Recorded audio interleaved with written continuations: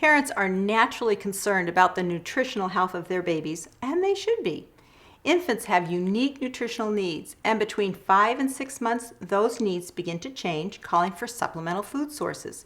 This is when a mom begins the process of introducing solid foods into her baby's diet. We have set out just a small sampling of baby foods, but for a new mom who's trying to figure out where to begin, the choices can be potentially overwhelming. Do you remember, Julie, when you first began to introduce solids to Ellen 12 years ago? I do. And I remember the first time I went to the store to pick up some baby food for Ellen and found half of a store aisle dedicated to baby food. And like you said, that was 12 years ago. Today, there are so many baby food combinations.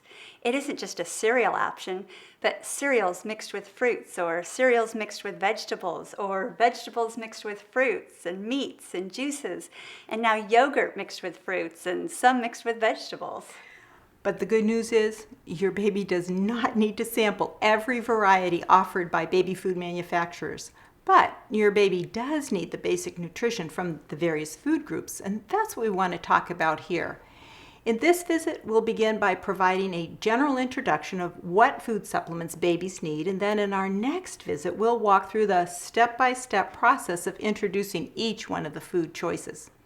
All right, Julie, we have everything out here. Where does a mom begin? Well, let's begin where the moms will begin, and that's by examining the 5 different babyhood transition food groups. We'll begin over here. We have the cereals. Okay, I'm going to go ahead and label these. The next food group we have is the vegetables, and we've separated them into the yellow vegetables here and the green vegetables here. Yep. Our next food group is the fruits. Our 4th food group is the meats. Please. And finally, over here we have the juices.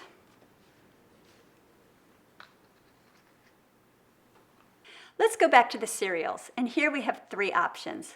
Rice cereal is the most common starting cereal that pediatricians recommend because it causes the least amount of allergic reaction for baby. Oat and barley are 2 other excellent choices, but your pediatrician will direct you on the best cereal option for your baby. Once cereal has been successfully introduced, you move to vegetables, and here we have sampling of yellow and green vegetables. Health-wise, it doesn't really matter which one you start with, but most moms begin with yellow vegetables like squash, sweet potato, or carrots. After the basic yellow vegetables are satisfactorily introduced, you can move to the green vegetables, the peas and green beans. In our next visit, we will explain why it's best to introduce vegetables according to their color groups and how long it will take. You'll also notice the 3 different size jars. These jars represent 3 different food stages. Stage 1 food sizes are for babies between 5 and 6 months old.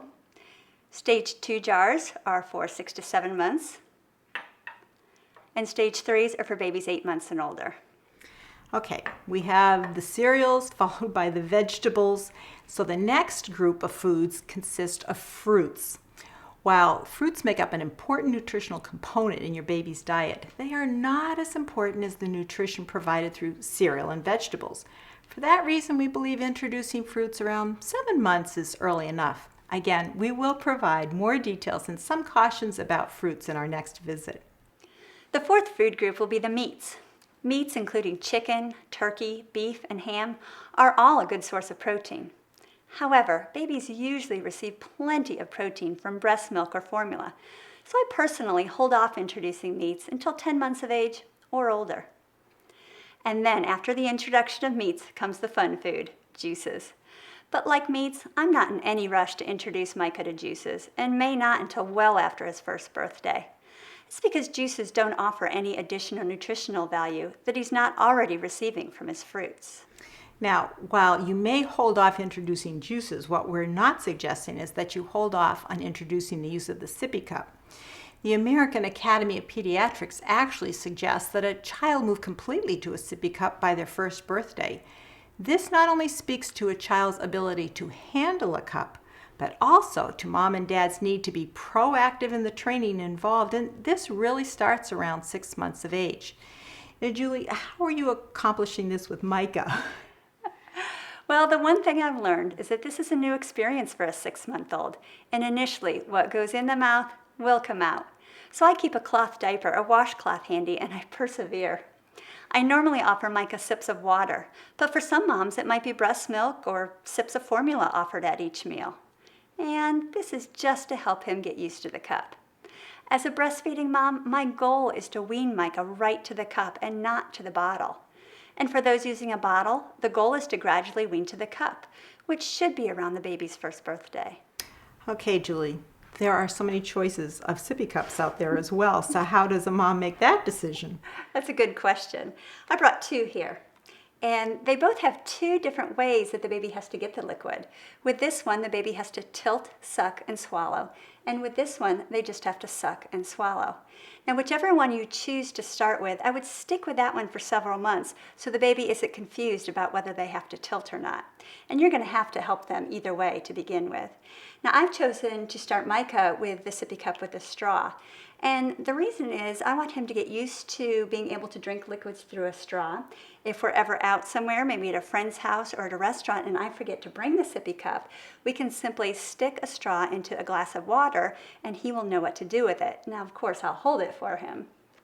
But with some of my other children, I have just chosen to go with this sippy cup, and the straw is completely foreign to them. And when I first offer them a cup with a straw, what do? They do this, and the liquid then pours all over them. Well, it makes a lot of sense to me then to start with a straw, and especially when you've got a number of children and you're going to be most likely out and you don't always remember to bring the sippy cup. You've got enough other things to remember. We hope you enjoyed this video. Please like and subscribe to see more, and check out the growingfamilies.life website to find more resources and to get connected.